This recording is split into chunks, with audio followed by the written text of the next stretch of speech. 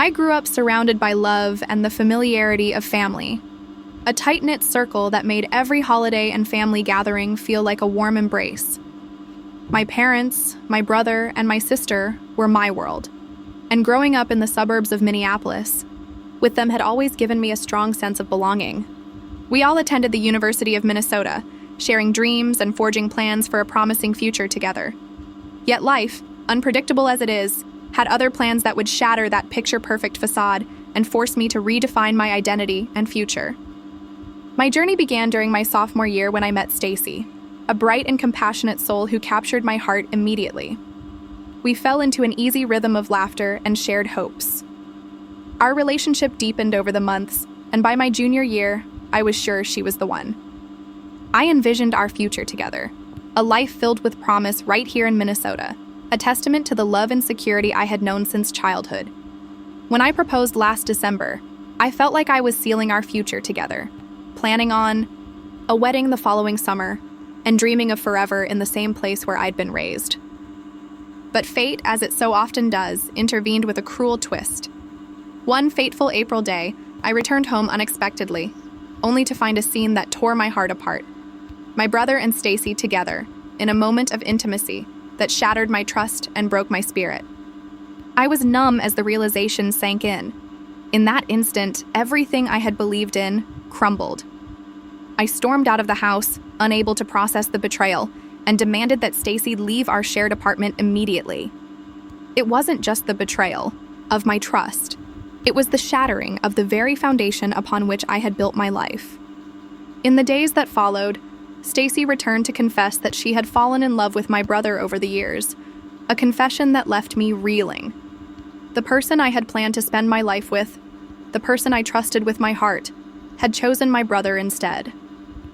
The pain was unbearable, and I found myself questioning everything I once held dear.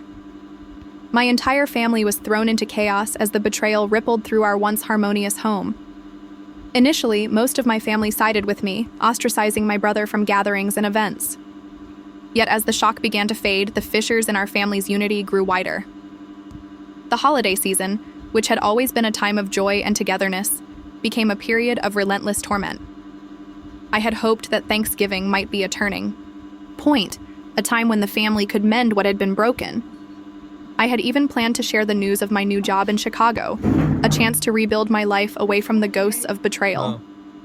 In early November, I had accepted an unexpected offer from my boss to lead the office in Chicago, a city I had never imagined calling home. It was an opportunity to escape, to reinvent myself far from the painful memories of Minnesota.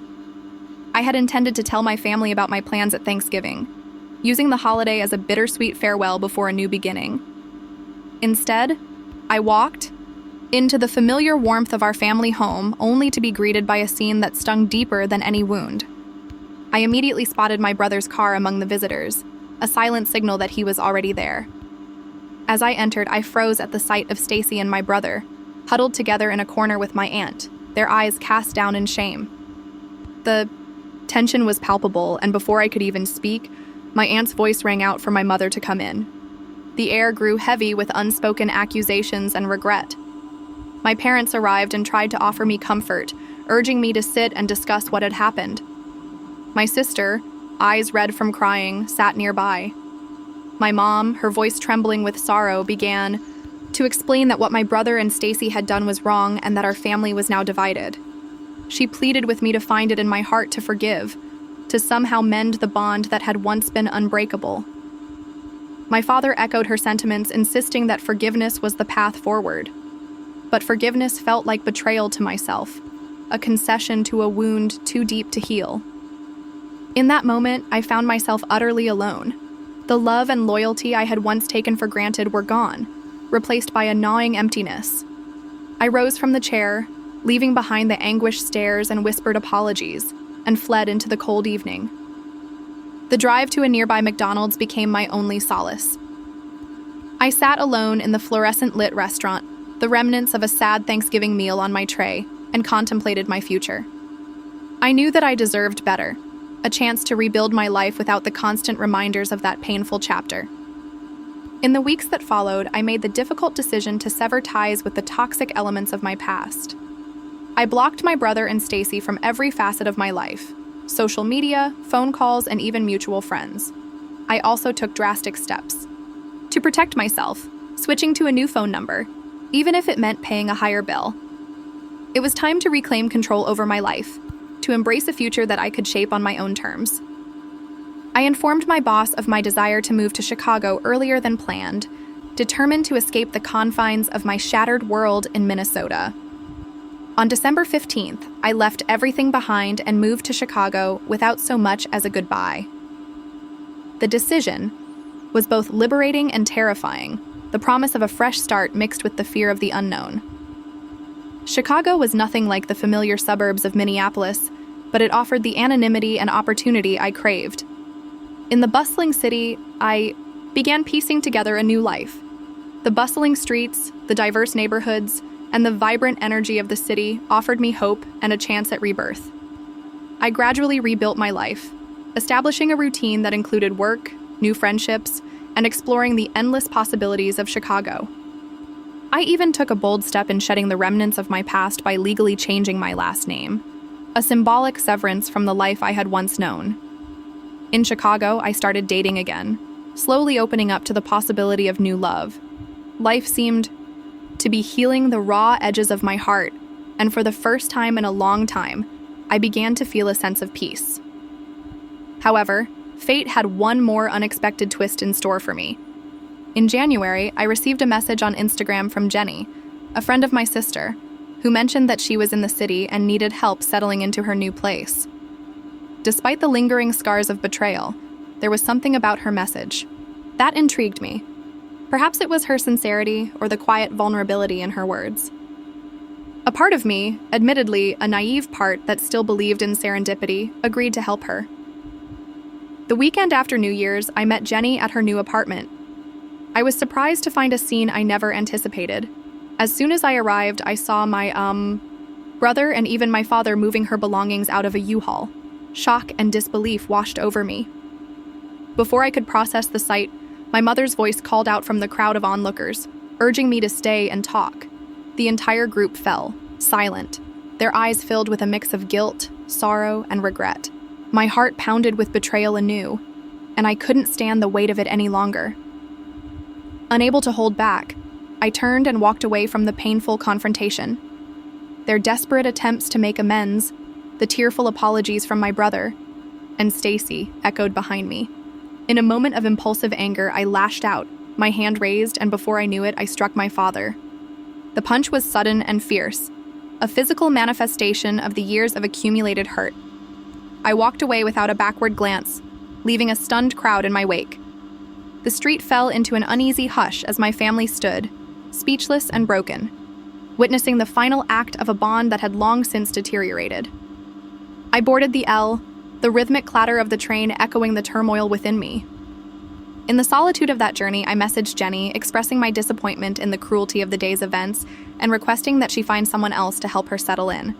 I expected silence in return, perhaps a rejection of my unyielding stance. To my surprise, 2 days later, Jenny's phone buzzed with a long, heartfelt message.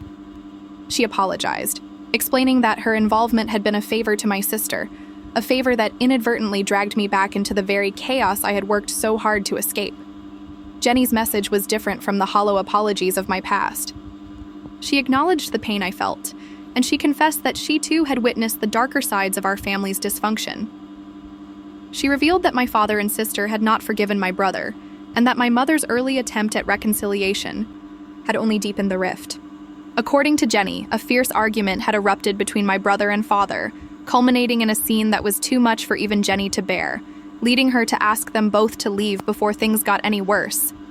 Her words resonated with a fragile hope, a possibility of connection beyond the ruins of my past. Jenny begged me to meet her for dinner, promising that she wanted to explain everything in person. Despite the wariness still simmering within me, I couldn't resist the opportunity to understand the full story behind that chaotic day. I agreed, and over the course of a quiet dinner, Jenny and I talked for hours. She shared the details of that painful day, her eyes earnest as she recounted the final moments of a family dinner that had long since lost its meaning. As we spoke, I found myself drawn to her sincerity. There was something gentle about her, a strength born of having witnessed her own share of family strife, yet still choosing to care. In the warmth of that small restaurant, the past began to fade, replaced by the budding promise of something new. Jenny and I started spending more time together, each encounter slowly mending the scars that had been etched so deeply into my heart. Over the next several months, I built a life that was distinctly mine, a life free from the bitter memories of betrayal and familial dysfunction. Jenny became an integral part of that new chapter. We explored Chicago's art galleries, quiet coffee shops, and hidden parks, each shared experience reinforcing a growing bond that was gentle, respectful, and unexpectedly joyful. Despite the chaos that had once defined my world, I began to believe in the possibility of a love that was tender and genuine. As Christmas approached once again, I found myself on the threshold of another holiday season, a season that once promised only heartache and painful memories. This time, however, I was not returning to a home that echoed with betrayal and regret. I was returning to Minnesota not as a lost son desperate for reconciliation, but as a confident man who had reclaimed his life. Jenny had even taken bold steps of her own, severing ties with her family. The plane touched down in Minneapolis under a blanket of pale gray clouds. Snow dusted the tarmac, and the December chill seeped through the airport windows. But this time, it didn't feel like a homecoming. Not really. It was just a visit, a necessary stop on a journey that no longer led backward. Jenny reached over and squeezed my hand. "We'll be in and out," she said gently, reading my expression. "Dinner with my parents, a drive around the old neighborhood, and then we're gone, I promise." I nodded. She was the only reason I agreed to come back. This wasn't about nostalgia or unfinished business. I didn't feel the pull of childhood memories or the sting of unresolved family drama. I'd already buried that part of my life. What brought me here was love, real, quiet, steady love, the kind that doesn't demand, the kind that just stays. We stayed at a small boutique hotel on the outskirts of the city. Nothing fancy, but clean and quiet. Safe. Familiar. Jenny's parents lived in a modest home not far from where I'd grown up. I braced myself for awkwardness or veiled questions about my family. But her folks were warm, down-to-earth people who didn't push. Her mom hugged me like we'd known each other for years. Her dad gave me a firm handshake and said, "We're glad you're here, son. Any friend of Jenny's is a friend of ours."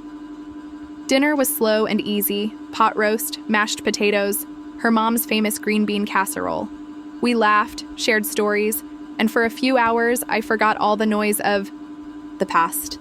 Jenny's dad showed me his vintage record collection, and I even found one of my dad's favorite albums buried in the stack. I didn't say anything, just smiled faintly and kept flipping through. That was the thing about healing. You never really stopped finding little bruises. But they didn't hurt the same way anymore. Later that night, Jenny and I took a drive.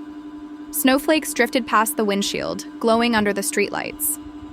We cruised by my old high school, then down the long suburban road where my parents still lived. I didn't slow down. "Do you ever miss it?" Jenny asked softly, her eyes on the quiet houses. I shook my head. Not the place, not the people either. I missed the idea of what I thought I had. But it was never real. Not if it could break that. Easily. She nodded and leaned her head against my shoulder. "You don't owe them anything, you know?" "I know," I said, and I meant it. We parked near the frozen lake where I used to skate as a kid. The water was a smooth sheet of ice, untouched and silent. I remembered falling here when I was 10, my dad helping me up, brushing snow from my jacket. That memory used to haunt me, but now it felt far away, like something that happened to someone else. As I stood watching the ice, Jenny slipped her hand into mine. "I'm proud of you," she said. "For what?" "For walking away. For starting over. For letting me in." That night, I slept better than I had in weeks. Maybe it was the quiet, or maybe it was the simple comfort of knowing I was no longer trapped by what once was. The next morning, I got a message request on my new phone. The number was unfamiliar, but I recognized the writing instantly. It was my sister. "Please just hear me out." I stared at the message for a long time. I didn't open it.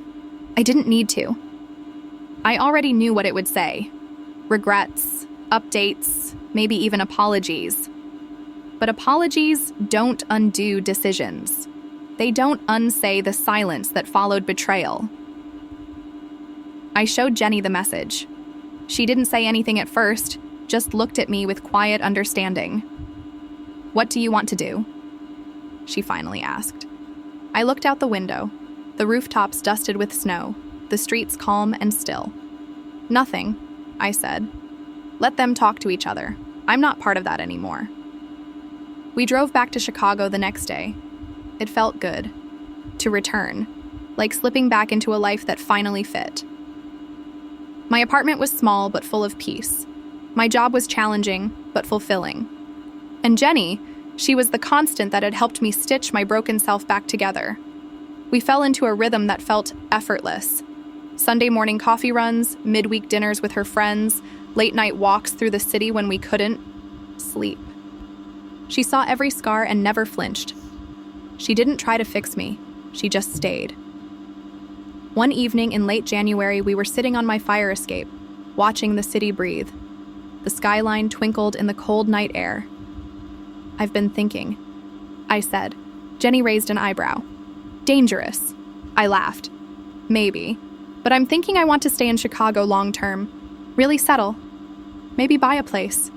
Build something." "With me?" "If you'll let me." She smiled.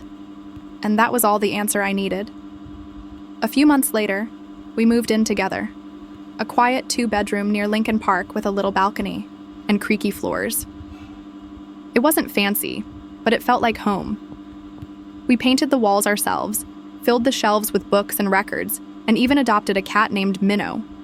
It wasn't the life I once imagined, but it was real. And it was mine.